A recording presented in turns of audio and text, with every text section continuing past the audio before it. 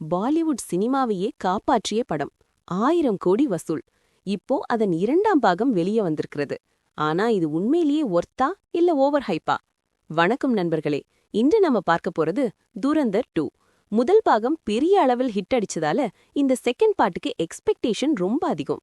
அந்த எதிர்பார்ப்பை மீட் பண்ணுதா இல்ல ஃபெயில் ஆகுதா ஸ்ட்ரெயிட்டா பார்ப்போம். படம் ஆரம்பமே ஃபர்ஸ்ட் பார்ட்டை கனெக்ட் பண்ணதான் தொடங்குது. ரெக்மாண்டாகிட்ட ரன்வீர் கொன்ற அந்த சம்பவத்திலிருந்து ஸ்டோரி மூவ் ஆகுது. ஆனா இங்க ஒரு முக்கியமான ட்விஸ்ட்.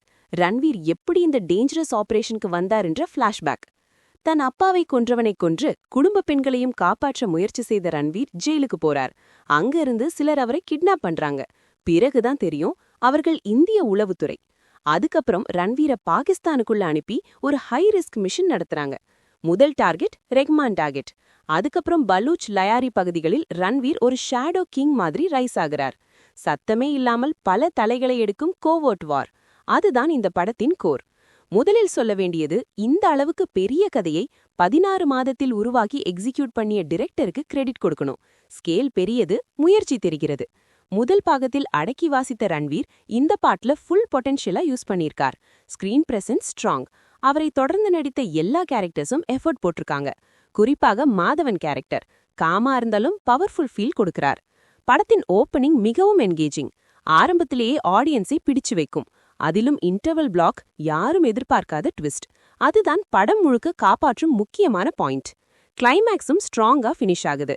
மாஸ் மற்றும் எமோஷன் பேலன்ஸ் பண்ணி முடிச்சிருக்காங்க. டெக்னிக்கல் சைட்ல பார்த்தா சினிமாட்டோகிராஃபி, பிஜிஎம், விஷுவல்ஸ் எல்லாமே டாப் கிளாஸ். பெரிய பட்ஜெட் ஸ்கிரீன்ல தெரிகிறது. ஆனா இங்கதான் பிரச்சனையே ஆரம்பிக்குது.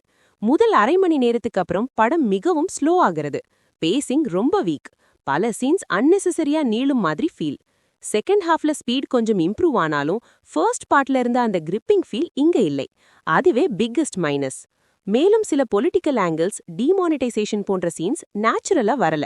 ஒரு குறிப்பிட்ட ஆடியன்ஸை சாட்டிஸ்ஃபை பண்ண ட்ரை பண்ணியது போல ஃபீல் ஆகுது. முக்கியமாக ரன் டைம். படம் தேவையில்லாமல் நீளுகிறது. டைட்டர் எடிட் இருந்தா எக்ஸ்பீரியன்ஸ் இன்னும் நல்லா இருந்திருக்கும். இப்போ ஒரு ஆனஸ்ட் அனாலிசிஸ் பண்ணணும்னா ப்ராப்ளம் ஸ்டோரி இல்ல, எக்ஸிகியூஷன். டிரெக்டர் பெரிய கேன்வஸ்ல சொல்ல ட்ரை பண்ணும்போது ஃபோக்கஸ் கொஞ்சம் மிஸ் ஆயிருக்கு. பலூச் லயாரி பகுதிகள் விஷுவலி சூப்பர்ப், ஆனா எமோஷனல் கனெக்ட் குறைவு. ஆடியன்ஸ் ஃபீல் பண்ண வேண்டிய இடத்தில் டிஸ்டன்ஸ் இருக்கும். ரன்வீர் கேரக்டர் தான் படத்துக்கு பேக் போன். அவர் ஸ்கிரீன்ல இருந்தா படம் ஒர்க் ஆகுது. இல்லாத சீன்ஸ்ல எனர்ஜி டிராப் ஆகுது. மாதவன் ஒரு அன்எக்ஸ்பெக்டட் ஹைலைட். வில்லன் சைட் சில இடங்களில் ஸ்ட்ராங் இருந்தாலும் ஓவரால் கன்சிஸ்டன்ட் இல்லை. டெக்னிக்கலா எல்லாம் ஸ்ட்ராங் இருந்தாலும் எடிட்டிங் தான் வீக் லிங்க். படம் டைட்டரா இருந்தா இன்னொரு லெவல் போயிருக்கும். நேராக கம்பேர் பண்ணணும்னா first part fast, engaging, focused. இந்த செகண்ட் பார்ட் கிராண்ட், ஸ்டைலிஷ், ஆனா slow, over stretched. First part மைண்ட பிடிக்கும். இந்த பார்ட் ஐஸ் இம்ப்ரெஸ் பண்ணும். இந்த படம் யாருக்கு ஒர்க் ஆகும்? ஸ்லோ பான் ஸ்டோரி பிடிச்சவர்களுக்கு, விஷுவல்ஸ் என்ஜாய் பண்றவர்களுக்கு, மாஸ் ஆக்ஷன் லவர்ஸ்க்கு. ஆனா ஃபாஸ்ட் த்ரில்லர் எக்ஸ்பெக்ட் பண்றவர்களுக்கு, ஃபர்ஸ்ட் பார்ட் மாதிரி எக்ஸ்பீரியன்ஸ் எதிர்பார்ப்பவர்களுக்கு டிசப்பாயின்ட்மெண்ட் வரும். மொத்தத்துல பார்த்தா இது ஒரு பேட் படம் இல்லை, ஆனா கிரேட்டும் இல்லை. எக்ஸ்பெக்டேஷன் குறைச்சு போனா டீசெண்டா என்ஜாய் பண்ணலாம். என்னோட ஆனஸ்ட் ரேட்டிங் 3 out of 5. ஒரு லைன்ல சொல்லணும்னா பெரிய படம், ஆனா பெர்ஃபெக்ட் படம் இல்லை. நீங்க இந்த படம் பார்த்தீங்களா? உங்க ஒப்பீனியன் என்ன? கமெண்ட்ல சொல்லுங்க. சப்ஸ்கிரைப் பண்ண மறக்காதீங்க. ஆனா இங்க ஒரு முக்கியமான விஷயம். இந்த படம் ஃபியூச்சர்ல எப்படி நினைவில் இருக்கும்?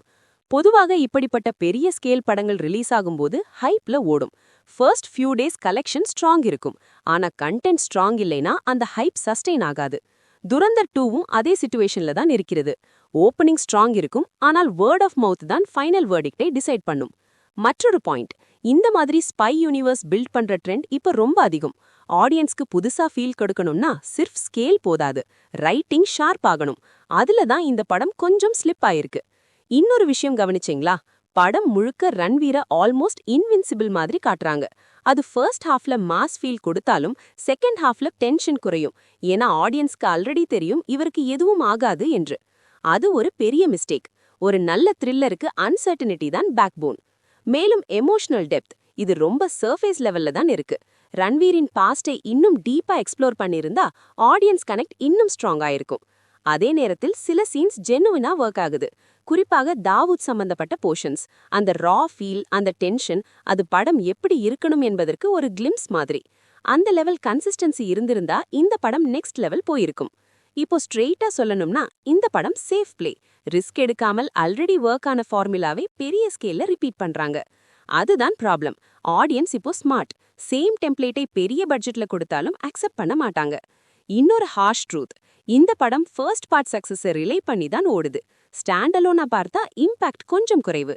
ஆனா அதே நேரத்தில் கம்ப்ளீட்டா இக்னோர் பண்ணக்கூடிய படமும் இல்லை. தியேட்டர்ல பார்த்தா சில மொமெண்ட்ஸ் டெஃபினெட்லி வொர்த் இட். கடைசியாக ஒரு ஆனஸ்ட் அட்வைஸ். நீங்க தியேட்டர் எக்ஸ்பீரியன்ஸ், விஷுவல்ஸ், மாஸ் மொமெண்ட்ஸ்க்காக போறீங்கன்னா போங்க. ஆனா tight story, fast screenplay எதிர்பார்த்தா வெயிட் பண்ணி ஓடிடில பார்ப்பது பெட்டர். அதுதான் ஸ்ட்ரெயிட் ட்ரூத். இப்போ உங்க டர்ன். இந்த மாதிரி பிக் பட்ஜெட் சீக்வல்ஸ் ஃபியூச்சர்ல ஒர்க் ஆகுமா? இல்ல ஆடியன்ஸ் டேஸ்ட் ஆல்ரெடி சேஞ்ச் ஆயிடுச்சா? கமெண்ட்ல சொல்லுங்க. நான் எல்லா ரிப்ளைஸும் பார்க்கறேன். சரி, இன்னும் ஒரு லாஸ்ட் ஆங்கிள் பேசணும். Box office reality.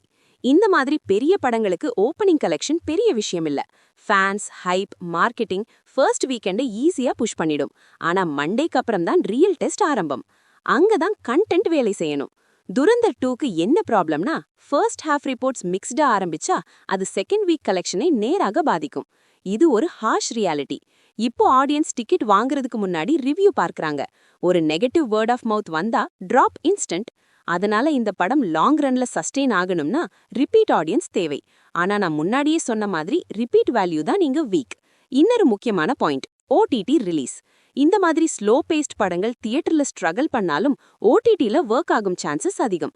ஏன்னா ஆடியன்ஸ் பாஸ் பண்ணி பார்க்கலாம், ஸ்கிப் பண்ணலாம். அதனால என்கேஜ்மெண்ட் மெயின்டைன் ஆகும். அதனால துரந்தர் 2க்கு ஓடிடி தான் செகண்ட் லைஃப் கொடுக்க வாய்ப்பு இருக்கு. இப்போ இண்டஸ்ட்ரி ஆங்கிள் பார்த்தா இந்த படம் ஒரு வார்னிங் சிக்னல். கண்டென்ட் ஸ்ட்ராங் இல்லாம சிர்ஃப் ஸ்கேலை நம்பி படம் எடுத்தா இனிஷியல் ஹைப் கிடைக்கும், ஆனா லாங் டர்ம் இம்பாக்ட் கிடைக்காது. இது ஃபியூச்சர் டைரக்டர்ஸ்க்கு ஒரு கிளியர் மெசேஜ். கடைசியாக ஒரு போல்ட் ப்ரெடிக்ஷன். இந்த படம் பிளாக்பஸ்டர் டேக் வாங்கலாம், ஆனா ஆடியன்ஸ் மனசுல ஃபர்ஸ்ட் பார்ட் மாதிரி இடம் பிடிக்காது. அதுதான் difference between collection success versus content success.